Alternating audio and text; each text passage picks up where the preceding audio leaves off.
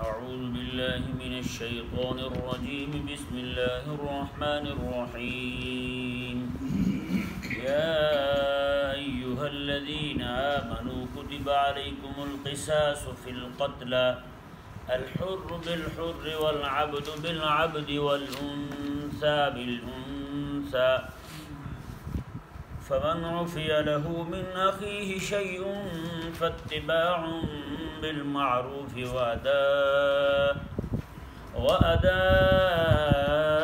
إليه بإحسان ذلك تخفيف من ربكم ورحمة فمن اعتدى بعد ذلك فله عذاب أليم. سبحان اللہ. پچھلی آیت مبارک کے اندر اللہ تبارک و تعالی نے اصول بیان فرمائے تھے. اس آیت مبارکہ سے اس احکام اور ان اصولی احکامات کے آگے جزئی احکامات کو بیان کیا جا رہا ہے. سبحان اللہ. تو اس آیت مبارک کے اندر قتل کے کچھ احکامات اور قصاص کے احکامات بیان کیے جائیں گے اور دیت کے.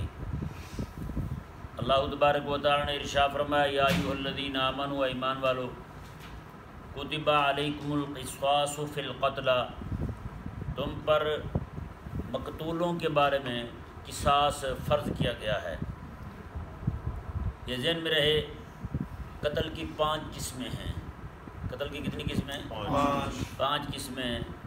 لیکن یہاں پہ سب کو بیان کرنا مقصد نہیں ہے، صرف 1-2 کا تعارف کرواتے ہیں. سب سے پہلا قتل جو ہے وہ ہے قتل عمد. کیا ہے؟ عمد، عین کے ساتھ عین میم دال، عمد. یہ قتل عمد جو ہے اس میں ارادہ قتل بھی پایا جائے اور آلہ جو استعمال کیا گیا ہے وہ بھی قتل والا ہو.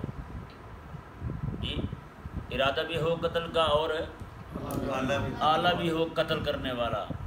جی، تو اسے کہتے ہیں قتل عمد. اور دوسرا جو ہے وہ قتل خطا ہے. مثال کے طور پر دور بندے نے دیکھا کہ ہرن آ رہا ہے اور اس نے یہاں سے گولی چلا دی یا تیر چلا دیا ہے. جی، وہ جسے تیر لگا وہ گر کے مر گیا. وہیں اس نے جا کے دیکھا وہ ہرن نہیں تھا، کوئی بندہ تھا، اپنے کھیت میں کام کر رہا تھا، نیچے جھک کے کوئی چیز اٹھانے لگا تھا، اسے ہرن لگا، اس نے چلا دی گولی یہاں سے، وہ بندہ ہی پار ہو گیا. یہ ایک صورت یہ. اور دوسری یہ کہ یہ جناب یہاں سے اس نے دیکھا ہرن، باقی ہرن تھا، یہ چلانے لگا یہاں سے تیر یا گولی چلانے لگا، جیسے آج کل کی صورت گولی ہے، یہ گولی چلانے لگا یا تیر چلانے لگا تو وہ ہرن جو ہے وہاں سے ایک دم ہٹا، ایک بندہ گزرنے لگا تھا وہ آگے آ گیا، اسے لگ گیا، وہ مر گیا. جی، اس صورت کے اندر. اور یہ ذہن میں رہے کہ قصاص جو ہے وہ صرف ایک ہی صورت کے اندر، باقی اس کی 3 صورتیں اور 5 صورتیں اس کی بنتی ہیں قتل کی. وہ صرف قتل عمد کی صورت میں قصاص ہے، باقی سب صورتوں کے اندر دیت ہوگی یا اور احکامات ہوں گے اس کے لیے، وہ انشاءاللہ عز و جل وقت پر بیان کیے جائیں گے. اور یہاں پر ایک بات اور بھی ذہن میں رہے، یہاں جو فرمایا نا فی القتل فرمایا، اس کا بہت بڑا فائدہ حاصل ہوا. فی القتل نہیں فرمایا رب تعالیٰ نے. فی القتل ہوتا تو پھر مطلب اس کا یہ ہوتا کہ ایمان والا تم پر قصاص فرض کیا گیا ہے فی القتل، قتل کے معاملے میں جیسا قتل ہے ویسا قتل کرو. ہمارے ہاں یہ ہے کوئی بندہ کسی کو مثال کے طور پر اٹھا کے دریا میں پھینک دیتا ہے، قاتل تو ہے، اس نے قتل بھی کیا ہے، اب اس کو ویسے قتل نہیں کیا جائے گا جیسے اس نے قتل کیا ہے. یہ نہیں کہ اب اس کو قتل کرنا ہے اس کے مقابلے میں تو اسے بھی اٹھا کے پانی میں ڈبو دو یا پانی کی بالٹی لے کے اس کا منہ نیچے کر کے وہی بندہ پکڑ کے بیٹھا رہے جب تک مر نہ جائے. نہ، یہ طریقہ نہیں. یا کسی بندے نے کسی کو آگ لگا دی تھی، اب قاتل جو ہے اس کو آگ نہیں لگائی جائے گی، آگ میں جلا کر مارا نہیں جائے گا، اس کو قتل کیا جائے گا جیسے قتل کرنے کا شریعت نے حکم دیا ہے. اس نے ظلم کیا ہے، تعدی کی ہے، اس کے ساتھ ہی کی جائے گی. اس کے ساتھ صرف اتنا ہی ہوگا جتنا اس کے لیے بنتا ہے. وہ کیا بنتا ہے جو شریعت کا حکم ہے، یعنی کہ اسے اس کی گردن اتار دی جائے گی، یعنی قصاص پورا ہو جائے گا. اس طرح فی القتل سے یہ القتل فی القتلا کہہ کر رب تبارک و تعالیٰ نے اتنی بڑی چھوٹ دی. فرمایا کہ جو قاتل ہے نا اس نے بے رحمی اور بے دردی کا معاملہ کیا ہے، تم نے نہیں کرنا. یہ نہیں سمجھ آیا مسئلہ؟ ہاں صرف قتل بنتا ہے تمہارا اور وہ قتل کر لو تم. یہ جیسے آج کل ہمارے ہاں کرتے ہیں جی، یہ نعوذ باللہ من ذالک دوبارہ پھر سے جاہلیت کا ماحول لے آئے ہیں. یہ آگے آ رہا ہے الحر بالحر والعبد بالعبد. جاہلیت میں ہوتا یہ تھا بھی کوئی بندہ کسی کا کوئی غلام قتل کر دیتا. کوئی امیر بندے ہوتے تھے، لوگ ہوتے تھے، ان کا کوئی غلام قتل ہو جاتا تو وہ امیر لوگ کہتے تھے اب ہم اپنے غلام کے بدلے میں ان کا آزاد بندہ قتل کریں گے، ان کا آزاد بندہ قتل کریں گے. تو یہ بھی ظلم ہے. جس نے قتل کیا ہے اسی کو قتل کیا جائے، وہ چاہے جو بھی ہو جی. اور اسی طرح کر کے ایک قبیلے کی عورت ماری جاتی تو وہ کہتے ہیں ہم جو ان کا مرد قتل کریں گے، چاہے اس عورت کو قتل کرنے والی عورت ہی کیوں نہ ہوتی، عورت کے بدلے میں مرد کو قتل کر دیا جاتا. اچھا پھر ایک کے بدلے میں کئیوں کو قتل کر دیا جاتا. بتائیں آج یہ ہو رہا ہے یا نہیں ہو رہا؟ کسی کا ایک مارا گیا تو وہ آگے سے پتہ نہیں پورا خاندان اجاڑ دیتے ہیں. اور آج پتہ نہیں مولوی بیچارے شعر پڑھتے ہیں، کہیں گھوڑا دوڑانے پہ جھگڑا تو کہیں پانی پینے پلانے پہ جھگڑا. تو میں نے کہا یہاں 50 روپے میں بندے قتل ہو رہے ہیں، صرف 50 روپے میں بندے قتل ہو رہے ہیں. لین دین کا معاملہ ہوا 50 روپے کا، اسی پہ گولی چلا دی. یہی کی بات ہے اپنے ملتان چنگی پہ. ایک گاڑی والا آگے جا رہا تھا، وہ گاڑی تھی اس کے پاس بڑی، پیچھے چھوٹی گاڑی والا تھا، وہ چھوٹی جو ہوتی ہے مہران، وہ اس پہ جا رہا ہے بندہ، اس نے پیچھے سے ہارن دے دیا اگلی گاڑی والے کو. اس نے جناب وہ نکلا باہر، اس نے گولی مار دی. یہ کچھ ہی مہینے کی بات ہے، پیچھے ملتان چنگی پہ ہوا. بتائیں وہ گھوڑے دوڑانے پہ جھگڑا، پانی پینے پلانے پہ جھگڑا، یہ تو اس سے بھی کم بات ہے.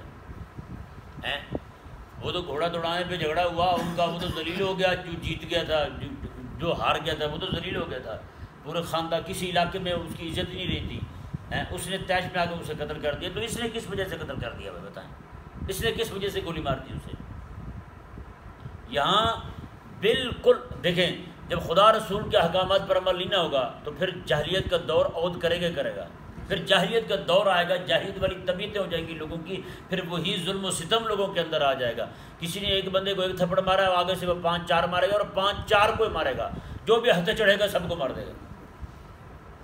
ایک بندہ پاک پتن سے وہ میرے پاس آیا کرتا تھا، بڑا عرصہ تک آتا رہا.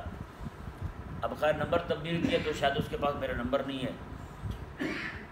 وہ مجھے آگے پتہ کیا سے کہتا تھا، وہ کہتا تھا جی والد محترم تھے نا، ان سے 2-3 بندے قتل ہو گئے.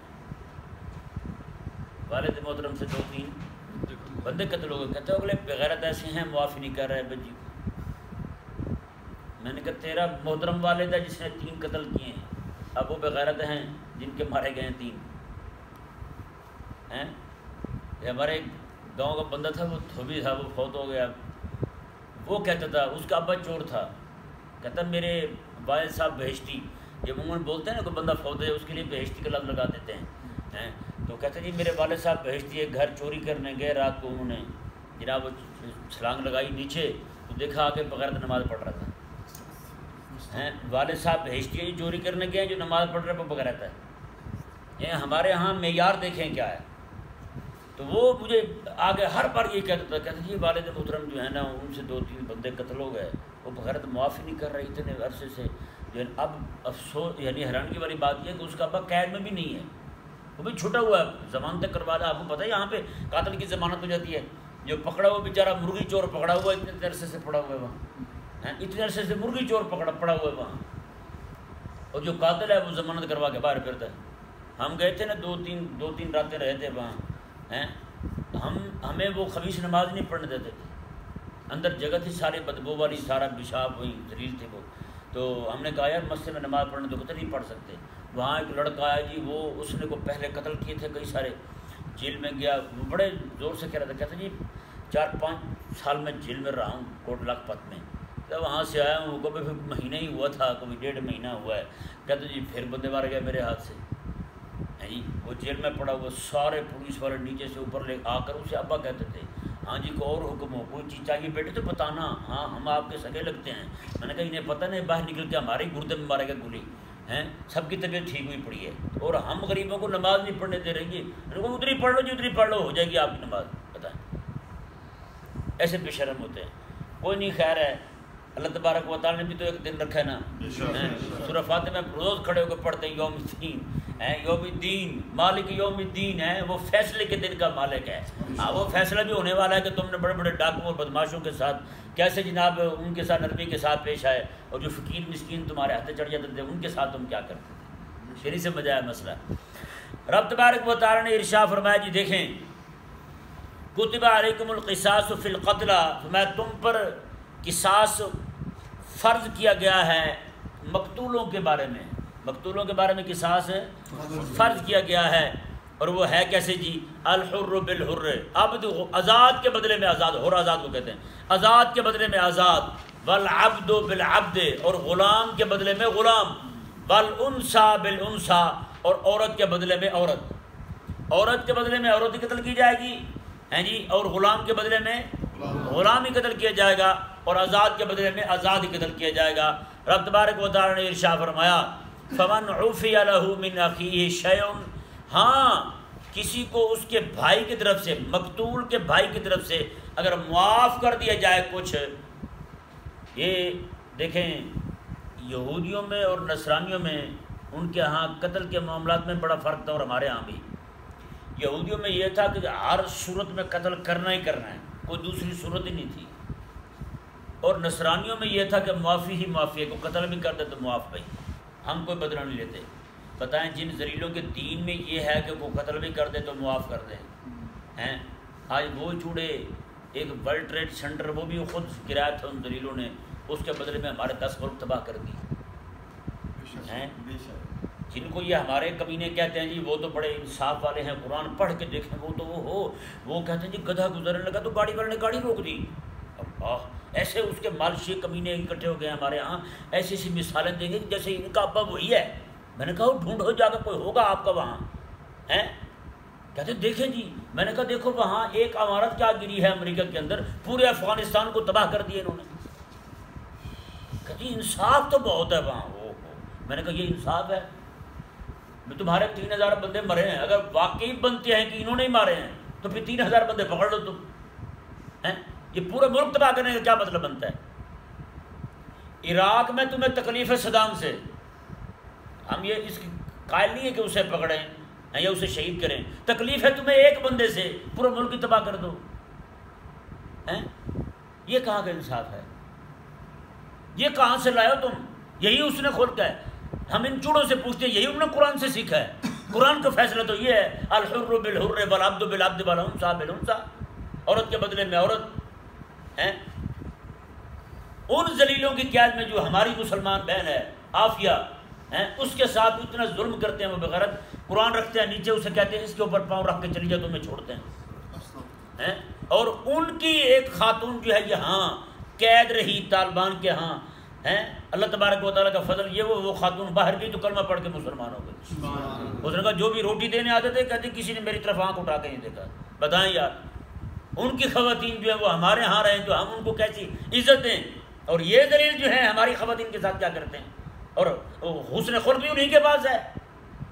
اتنا بڑا ظلم یار رب تبارک و تعالیٰ کے ماننے والے مسلمانوں پر ہیں، جن کے پاس حسن خلق ہے، وہ کہتے ہیں نا باقی غلام بندے کا حسن خلق کیا ہوتا ہے۔ بتائیں یار یہاں باہر جا رہے ہو کو غریب بندہ بیچارہ آج جی کرے گئے جی آپ کی مہربانی ہاتھ پھیلائے، آپ کہیں یار بڑا آجزی والا بندہ ہے یار، فقیر کی آجزی کیا کس شمار میں آئے گی؟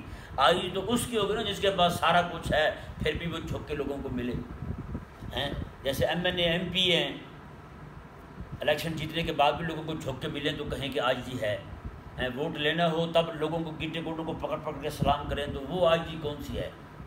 وہ تو خوشامد ہے، وہ تو صرف آپ کو نہیں سلام کر رہا، وہ تو ووٹ گن رہا ہے آپ کی گھوڑے میں کتنے ووٹ ہیں، یہ نہیں سمجھ آیا؟ جتنے گھٹنے میں آپ کے ووٹ ہوں گے اتنے ہی وہ جناب آپ کے گھٹنے پکڑے گا اور دبائے گا پیسے۔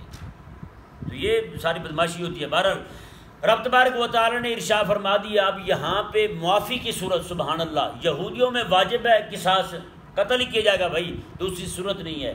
نصرانیوں میں معافی ہے، اور ہمارے ہاں کیا ہے؟ رب تبارک و تعالی میں پہلے قصاص ہے، میں اگر وہ خاندان والے اس کے قبیلے والے مان جائیں معاف کرنا چاہیں تو معاف، دیت لینا چاہیں تو دیت لے لیں، معاف کرنا چاہیں تو معاف کر دیں، اللہ تبارک و تعالیٰ بڑا اجر عطا فرمائے گا۔ بتائیں بھائی اتنی بڑی بات ہے۔ اور یہ بھی یہاں بھی وہی ہوگا کہ لوگ جو ہیں نا جس نے قتل کیا ہے قاتل، وہ جناب ان کے پاؤں پڑے، ان سے معافی مانگے، معذرت کرے، ان سے خوشامد کرے، چاپلوسی کرے کہ حاجی صاحب تیرے تو علاوہ بندہ چنگا ہی کوئی نہیں، تو معاف کر دے مجھے، اس طرح کی باتیں کرے تو وہ مان جائے گا۔ وہ بھی کئی سارے لوگ ہوتے ہیں بیچارے، آپ جو جلاد ہوتے ہیں نا ان کی انٹرویو سنیں تو وہ بیان کر رہے ہوتے ہیں، کہتے ہیں جی وہ وہاں سے جب لٹکانے لگتے ہیں اسے کھٹے پہ لے آتے ہیں، پھر کہتے ہیں وہ مقتول جو ہے اس کے برا ساتھ ہیں، وہ سارے سامنے کھڑے کی جاتے ہیں، ان کے سامنے اس کو لٹکایا جاتا ہے، اس وقت بھی پوچھا جاتا ہے ہاں بھی اگر آپ معاف کرنا چاہو تو معاف کر دو اسے، بتائیں یار یہ تو صرف میرے حبیب کریم علیہ السلام کی شریعت میں ہے، کہیں اور تو یہ ہے ہی نہیں۔ تو رب تبارک و تعالیٰ نے ارشاد فرمایا اچھا ہوگا یہ کہ کسی مثال کے طور پر ایک بندہ قتل ہو گیا، اس کے 2 بیٹے ہیں، 2 وارث بنتے ہیں اس کے، ایک نے معاف کر دیا تو وہ اس کا قصاص نہیں لیا جائے گا، ایک نے معاف کر دیا نا، دوسرے کا حصہ بھی قتل والا ساکت، وہ کیوں بھائی وہ ساکت کیوں؟ اب ایک کہے جی میں نے تو معاف کر دیا، اب بھائی جی کے قاتل کو قتل نہیں کروں گا میں، اب دوسرے کہے نہیں جی میرے حصے کا قتل کر دو، اب بتائیں ایک کا آدھا بنتا ہے باقی کا آدھا زندہ چھوڑیں، آدھا کیسے مارے بھائی؟ اسے کہیں کہ آدھی گردن تیری کاٹ دیتے ہیں آدھا زندہ رہ تم، کیسے رہے گا؟ یا کہیں کہ یہاں سے آدھا کاٹ دیتے ہیں باقی آدھا چلتا پھرتا رہ تم، یہ تو نہیں ہو سکتا نا، قتل میں تو تجزی نہیں ہے، تو جہاں تجزی ہوگی وہیں پہ جناب اس کا وہاں ٹکڑے کیے جائیں گے، اس کا آدھا کیا جائے گا۔ اب تو ایک بندہ ایک ہی جان ہے اس کی، آدھا قتل کریں گے تو پچھلا آدھا بھی جائے گا، یہ نہیں سمجھ آیا مسئلہ؟ جیسے مولانا روم رحمہ اللہ ارشاد فرماتے ہیں ایک استاد تھا، اس کے پاس ایک لڑکا پڑھتا تھا، وہ لڑکا بھینگا تھا، کیا تھا؟ بھینگا تھا، یعنی کہ لائٹ اس کی ڈنگی تھی، دیکھتے دیکھتے لائٹ ادھر مارتا تھا۔ انہوں نے ایک شیشی پڑی تھی ان کے پاس الماری میں کوئی دوا والی، وہ استاد بیچارہ بھولا، اس نے کہا بچے وہ شیشی لے آ دوائی والی، الماری میں پڑی ہوئی اندر، وہ گیا جا کے اس نے دیکھا کیا، واپس آیا کہنے لگا استاد جی وہاں 2 پڑی ہیں کون سی لانی ہے؟ کتنی پڑی ہیں؟ 2 پڑی ہیں کون سی لانی ہے؟ اس نے کہا بیٹے ایک ہی ہے، استاد جی میں غلط کہہ رہا ہوں، 2 ہی پڑی ہیں۔ استاد نے کہا چلو بیٹا اس طرح کرو، یہ نہیں کہا کہ دونوں ہی لے آؤ، بلکہ استاد نے کہا چلو ایک توڑ دو ایک لے آؤ۔ اس نے جا کے اٹھا کے وٹا مارا، ایک کو روڑا تو ایک ٹوٹ گئی، واپس آیا کہنے لگا استاد جی وہ ساتھ دوسری بھی ٹوٹ گئی ہے۔ اس نے کہا بیوقوف وہ تھی ایک ہی، لیکن تجھے بھینگے ہونے کی وجہ سے لائٹ تیری ڈنگی تھی اس لیے تجھے 2 نظر آ رہی تھی، یہ نہیں سمجھ آیا مسئلہ؟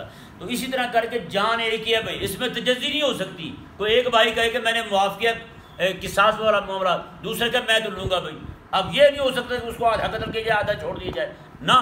اب صورت کیا ہوگی؟ ایک نے معاف کر دیا، دوسرے کی معافی پکی، ہاں ایک نے معاف کر دیا، اب دوسرے کے لیے صورت یہ ہوگی کہ اس کو جتنے پیسے مانگے اس کو اس حصے کے پیسے دیے جائیں گے، دیت دی جائے گی، خون بہا دیا جائے گا، جتنا اس کا بنتا ہے اس کو دے دیا جائے۔ اس صورت میں وہ جو بندہ ہے اس کی جان بچ جائے گی قاتل کی، اور مقتول جو ہے وہ 4 دن چلو روٹی سو کے کھا لے گا، کہ نہیں سمجھ آیا مسئلہ؟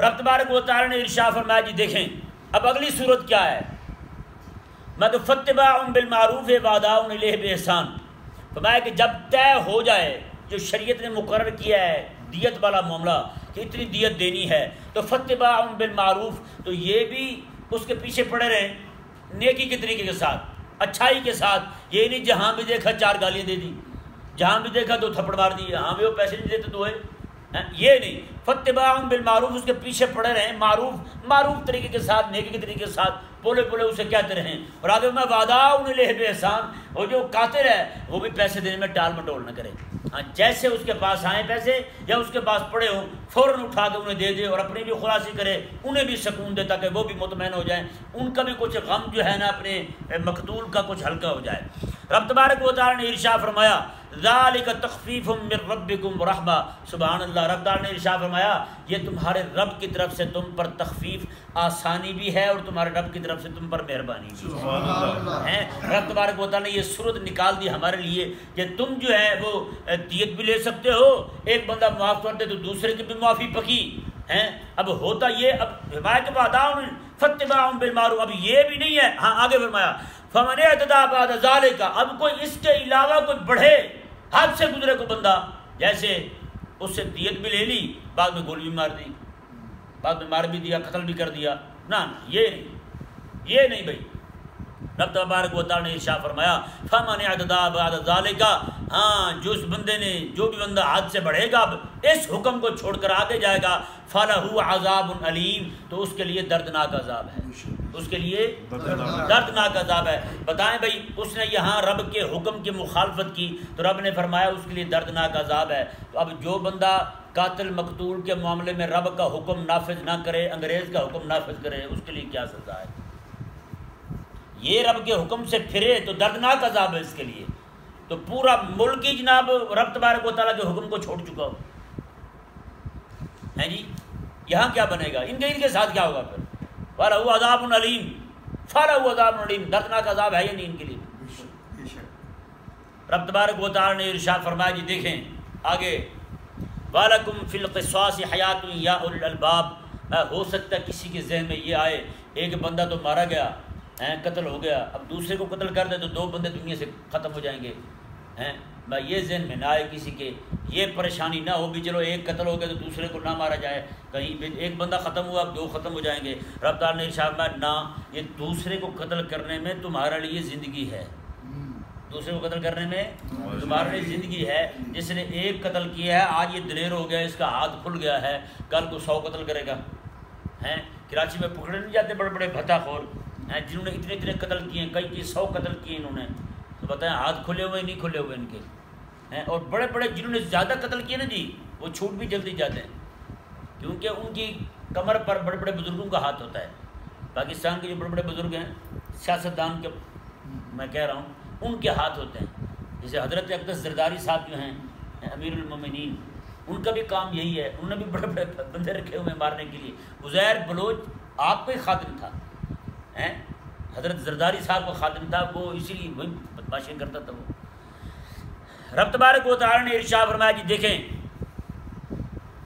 وَلَكُمْ فِي الْقِصَاصِ حَيَاتٌ يَا أُولِي الْأَلْبَابِ، میں وہ ایک ہی قاتل جو ہے اسی کو قتل کر دو، تمہارے لیے اسی میں زندگی ہے، اسی میں زندگی۔ یہ نہ دیکھو کہ وہ مر رہا ہے دو بندے کم ہو جائیں گے، کہ پہلے ہوگا ایک اور قتل کم ہو جائے گا، میں نہ، میں ایک کم ہوگا میں اس کی برکت سے باقی بچ جائیں گے، نفع اس کے لیے بھی ہے، کیونکہ یہ جاتے ہوئے ظاہری بات جب اسے لٹکانے کے لیے لے جائیں گے یا گردن اتارنے کے لیے لے جائیں گے، یہ بھی توبہ کرے گا، تجدید ایمان بھی کرے گا، سارا کچھ کرے گا، تجدید اسلام کرے گا، کلمہ پڑھے گا دوبارہ، تو یہ بھی پاک ہو کے جائے گا یہاں سے، گناہ اس کے سارے معاف ہو جائیں گے جو اس قتل کے متعلق تھے وہ سارے معاف ہو جائیں گے اس کے، کیونکہ یہیں پہ اس نے سزا بھگت لی ہے، آگے اس کے لیے آسانی ہی آسانی ہے۔ تو رب تبارک و تعالیٰ نے فرمایا کہ یہ مقتول کے لیے بھی، قاتل جو قتل ہو رہا ہے اب وہ مقتول بننے جا رہا ہے، اس کے لیے بھی بہتر ہے اور تمہارے لیے بھی زندگی ہے، اس میں تم بھی بچ جاؤ گے۔ رب تبارک و تعالیٰ نے ارشاد فرمایا لعلکم تتقون، تاکہ تم بچ جاؤ، تاکہ تم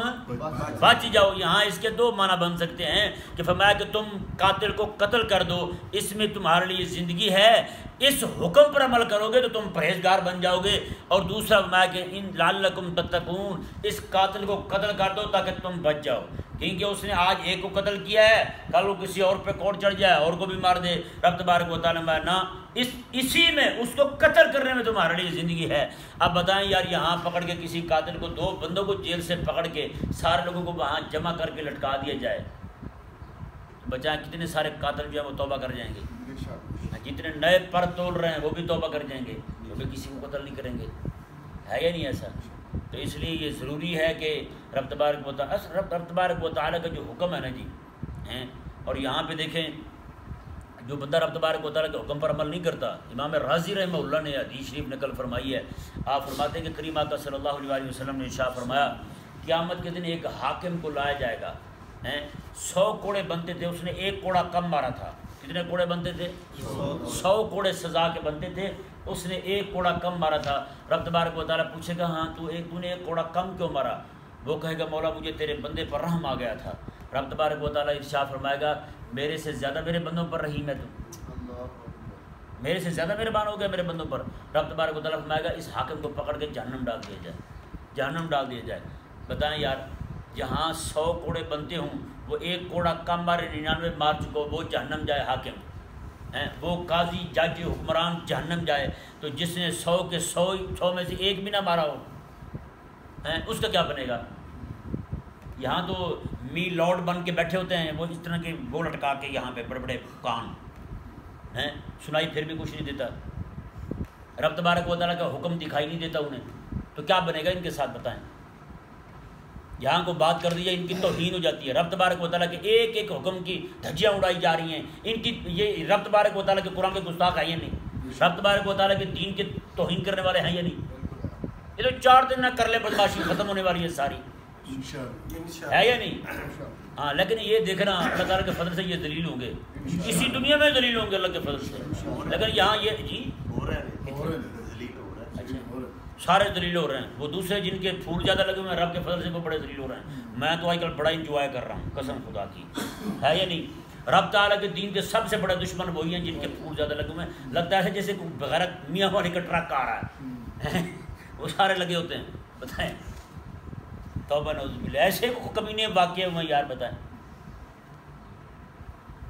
بندہ کدھر جائے, کہاں جائیں بھائی؟ یہ میاں والی کے ٹرک ہی ہیں سارے کہ نہیں؟ ہاں, رب تبارک و تعالی نے ارشاد, اچھا کریم علیہ السلام نے ارشاد میں ایک بندہ اور لایا جائے گا, حاکم لایا جائے گا, اور جس نے 1 کوڑا زیادہ مارا ہوگا, 100 سے 101 کوڑا مارا ہوگا. رب تبارک و تعالیٰ فرمائے گا ہاں بھائی تو نے 1 کوڑا زیادہ کیوں مارا ہے؟ وہ کہے گا مولا اس لیے مارا ہے میں نے کہا تیرے حکم پہ صحیح طرح عمل کر لوں. رب تبارک و تعالیٰ فرمائے گا جب میرا حکم 100 کا تھا تو نے 1 زیادہ کیوں مارا؟ رب فرمائے گا اسے بھی اٹھا کے جہنم ڈال دو, وہ بھی جہنم جائے گا. بتائیں پھر ان کا کیا بنے گا؟ آج ظلم و تعدی کر رہے ہیں لوگوں پر. ایمانداری والی بات ہے, لوگوں پر اتنا ظلم, بغیر کسی گناہ کے لوگ 30-30 سالوں کو جیلوں میں پڑے ہوئے. ہماری عدالت نے پچھلے دن ایک بندے کو رہا کیا ہے, انہوں نے کہا اسے باعزت رہائی دے دیں. پتہ چلا وہ تو 4 سال پہلے کے مر گئے. 4 سال پہلے مرا ہوا بندہ دفن کر دیا گیا, عدالت نے اسے رہا کر دیا. میں نے کہا یار کہاں تک تمہارا حکم چلتا ہے؟ قبر میں پڑے ہوئے بندے کو رہا کر دیا تم نے. رب تبارک و تعالیٰ نے ارشاد فرمایا جی دیکھیں یہاں جو مسئلہ بیان ہو رہا ہے وہ بیان ہو رہا ہے جی وصیت کا. کس چیز کا بیان ہو رہا ہے؟ وصیت کا. یہ ذہن میں رہے جب تک رب تبارک و تعالیٰ نے احکامات نہیں دیے تھے میراث کی تقسیم کے, آگے آ رہا ہے بیان ہوگا انشاءاللہ عز و جل, جب تک وہ احکامات میراث کی تقسیم کے رب تبارک و تعالیٰ نے حصے مقرر نہیں کیے تھے تب تک وصیت کرنی فرض تھی.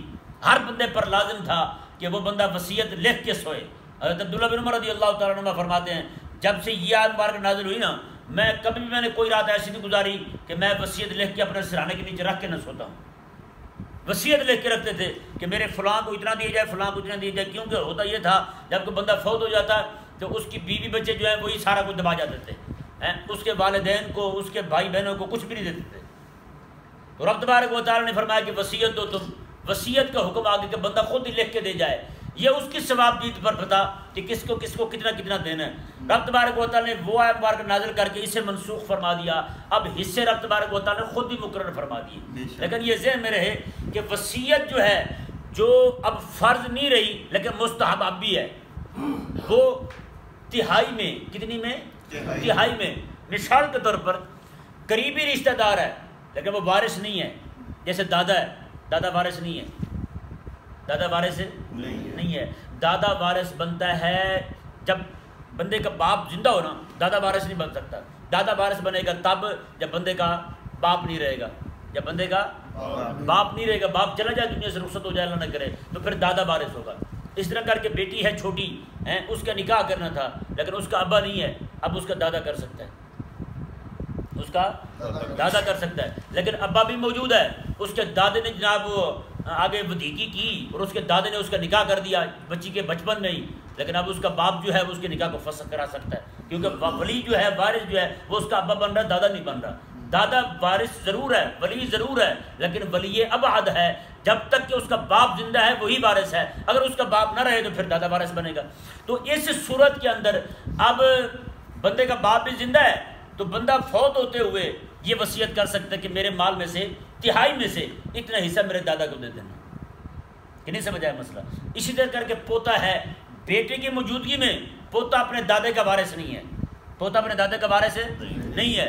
دادا دنیا سے جاتے ہوئے یہ کہہ جائے کہ جناب میرا جو یتیم پوتا ہے اس کو میرے مال میں سے اتنا دے دینا, ہے جی, یہ بھی وصیت کر سکتا ہے. اور اس طرح 1/3 مال میں وصیت کرنے کی اجازت ہے, وصیت کر سکتا ہے بندہ. رب تبارک و تعالیٰ نے وہی احکامات اس آیت مبارکہ کے اندر بیان فرمائے. رب تبارک و تعالیٰ نے ارشاد فرمایا کتب علیکم اذا حضر احدکم الموت، میں تم پر فرض کر دیا گیا ہے جب تم میں سے کسی پر موت آنے لگے، موت طاری ہونے لگے، آثار ظاہر ہو جائے موت کے، ان ترک خیرا الوصیۃ للوالدین والاقربین بالمعروف ہے، میں اگر کوئی مال چھوڑ جائے اتنا مال چھوڑ جائے کہ اس کے کفن دفن کے علاوہ مال بچ جائے، کفن دفن پر مال خرچ کر لیا، اس کے علاوہ مال بچ جائے تو اس کے تہائی میں وصیت کر سکتا ہے، لیکن یہاں تو چونکہ کلی مال میں وصیت تھی تو اس لیے اسی تناظر میں اسے بیان کرتے ہیں۔ رب تبارک و تعالیٰ نے ارشاد فرمایا وہ وصیت کس کے لیے ہے؟ وہ والدین کے لیے اور قریبی رشتہ داروں کے لیے ہے، قریبی رشتہ داروں کے لیے بالمعروف، نیکی کے طریقے کے ساتھ، یہ نہیں کہ کسی کو زیادہ دے دیا اور کسی کو بالکل ہی نہ دیا، یہ نہیں، اور کسی کو زیادہ دے دیا کسی کو تھوڑا دے دیا، یہ بھی نہیں کرنا بالکل۔ رب تبارک و تعالیٰ نے ارشاد فرمایا حقا علی المتقین، میں کہ یہ فرض ہے پرہیزگاروں پر، کن پر؟ پرہیزگاروں پر یہ فرض ہے کہ رب تبارک و تعالیٰ کے اس حکم کو عمل کریں۔